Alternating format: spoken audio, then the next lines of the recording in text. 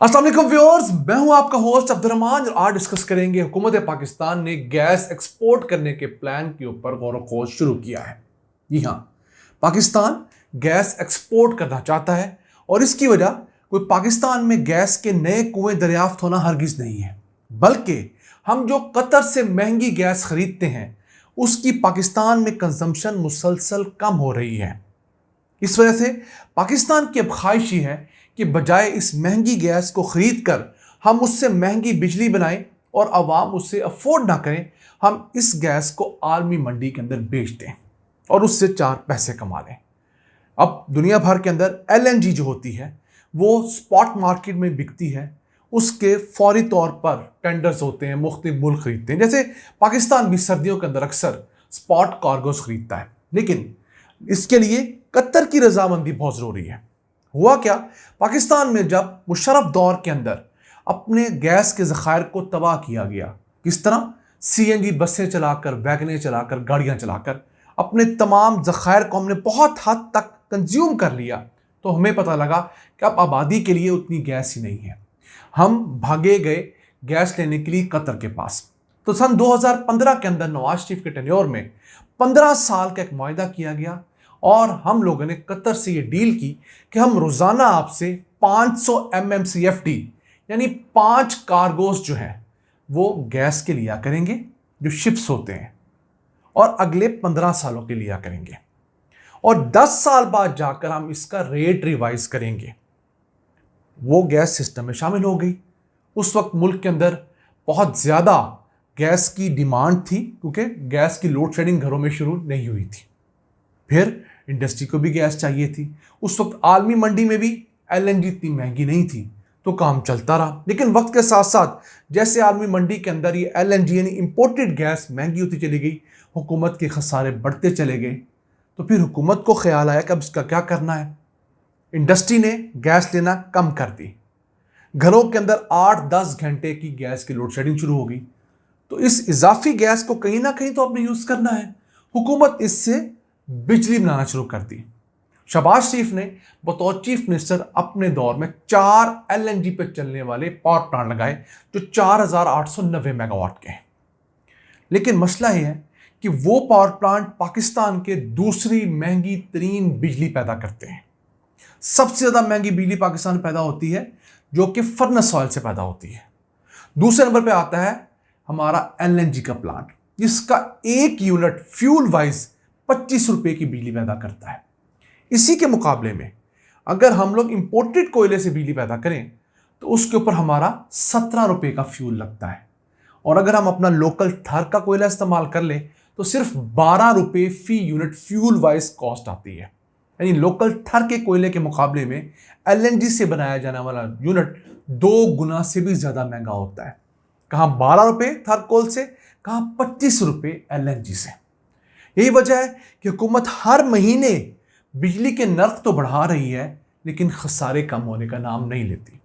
अभी लेटेस्ट 3 रुपए 41 पैसे फी यूनिट बिजली की कॉस्ट में इजाफा किया गया है। 48 अरब रुपए का हम सारिफिन पर बोझ डला है, इसलिए कि वो जो इजाफी एलएनजी हम खरीद रहे हैं वो हमारे लिए दर्द सर बनी हुई है। यही नहीं, इमरान खान ने अपने टर्न्योर के अंदर 2021 में मजीद गैस लेने का मुआहदा किया कतर से, तो 4 कार्गोज मजीद लेने का फैसला हुआ 400 MMCFD तक। कुल मिलाकर पाकिस्तान अब महाना औसतन 9 कार्गो कतर से लेने का पाबंद है। हम वो गैस यूज कर सकें या ना कर सकें, हमने वो कार्गोज लेने हैं। अब होता क्या है कि कतर का कार्गो पाकिस्तान आ जाता है, उसका शिप पाकिस्तान के मेन गैस नेटवर्क के अंदर गैस शामिल कर देता है। आगे इंडस्ट्री के पास कंजम्पशन नहीं है इतनी, हमारे घरेलू सेक्टर के पास इतनी कंजम्पशन नहीं है, तो गैस का अपना प्रेशर इतना बढ़ जाता है कि जो मेन पाकिस्तान की गैस पाइपलाइन है वो फटने का खदशा बहुत ज़्यादा हो जाता है। अब इस पाइपलाइन के अंदर पाकिस्तान की अपनी गैस फील्ड से भी गैस आ रही है और कतरी एलएनजी भी इंजेक्ट हो रही है। तो इस गैस को कंज्यूम कहीं ना कहीं तो करना है, तो उसके लिए फिर अल्टीमेट जो ऑप्शन बचता है वो पावर प्लांट बचते हैं। लेकिन अब वो पावर प्लांट भी इस कदर महंगे हैं कि हुकूमत उससे हाथ खड़े कर रही है। यही नहीं, मुल्क के अंदर महंगी बिजली होने की वजह से मुसलसल डिमांड कम हो रही है। कैसी बात है कि मई के महीने में शदीद गर्मी थी और उस वक्त मुल्क के अंदर 30,000 मेगावाट की डिमांड हुआ करती थी पिछले साल तक। इस साल वो डिमांड सिर्फ 17,000 मेगावाट तक गई। क्यों? लोग बिजली अफोर्ड नहीं कर रहे। तो वो डिमांड भी जब कम हुई है तो पावर प्लांट मजीद कम करने पड़े हैं। तो गैस का प्रेशर और गैस की अवेलेबिलिटी तो वैसे ही ज़्यादा है, और वो गैस इतनी महंगी है कि वो ना सीएनजी वालों को दी जा सकती है, वो अफोर्ड नहीं करते, ना घर वालों को दी जा सकती है, और ना ही उसका कोई और मसरफ है। इसी वजह से अब हुकूमत की कोशिशें हैं कि कतर को किस तरह मना लिया जाए, उसे इस बात पर कायल कर लिया जाए, जनाब हमारे हालात ठीक नहीं हैं, आप इजाज़त दें तो हम इस गैस को आलमी मंडी में बेच दें। अब ये कतर पर डिपेंड करता है वो हमें इजाज़त देता है या नहीं देता। अब इस महंगी एलएनजी का एक सस्ता ऑप्शन, एक सस्ता हल भी था। वो सस्ता हल कुछ यूँ है कि पाकिस्तान अपनी कुल गैस की डिमांड का सिर्फ कुछ 40% इंपोर्ट करता है। 40% हम खुद प्रोड्यूस करते हैं और बाकी कुछ हम जो लोड शेडिंग करके उसको पूरा कर लेते हैं।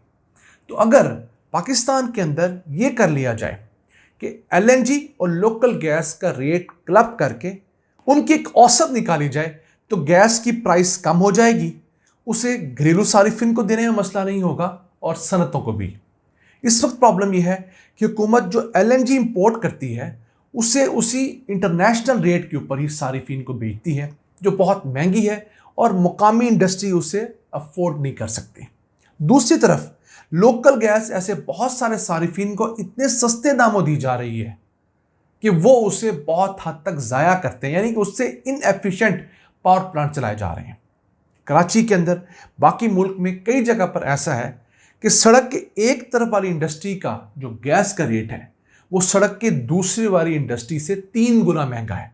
इसकी वजह यह है कि सड़क के एक तरफ जो पुरानी लगी हुई इंडस्ट्री है उससे सस्ती लोकल गैस मिल रही है, जबकि उसी सड़क के दूसरी तरफ जो नई फैक्ट्री मिल लगी है उसे 2-3 गुना महंगी गैस का कनेक्शन दिया गया एलएनजी का। इस डिस्पैरिटी की वजह से ये नई मिल चल नहीं पा रही या वो कोई और ऑप्शंस ले रहे हैं, मुल्क के अंदर उस तरह रोजगार जन्म नहीं ले रहा। ये कानून इमरान खान के दौर में बन गया था, पार्लियामेंट से मंजूर हो गया था, जिसे weighted average cost of gas कहते हैं, वह कॉग।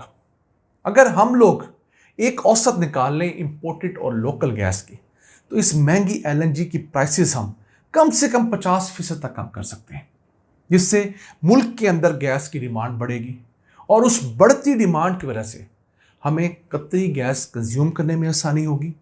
हमारे वो ताजर ज़रूर हर्ट होंगे या वो इंडस्ट्रीज जिनका मुफ्ता लगा हुआ है, लेकिन अब वक्त आ गया है कि पाकिस्तान के अंदर मुफ्ते बंद किए जाएं, क्योंकि इन्हीं मुफ्तों ने इस मुल्क का बेड़ा गर्क किया हुआ है। जब तक हुकूमतें एक तबके को नवाजने का प्रोग्राम बंद नहीं करेंगी उस वक्त तक दूसरा तबका पिसता चला जाएगा। अभी लेटेस्ट बजट में आपने देखा होगा हुकूमत ने सरकारी हुक्काम और मिलिट्री ऑफिसर्स, मिलिट्री के लोग, पुलिस के लोग या जो भी सरकारी मुलाजिम है उसे प्रॉपर्टी बेचने के ऊपर बहुत बड़ा टैक्स रिलीफ दिया है, जबकि उसके मुकाबले में जितना तनख्वाहदार तबका है बेचारा उसे पीस के रख दिया है।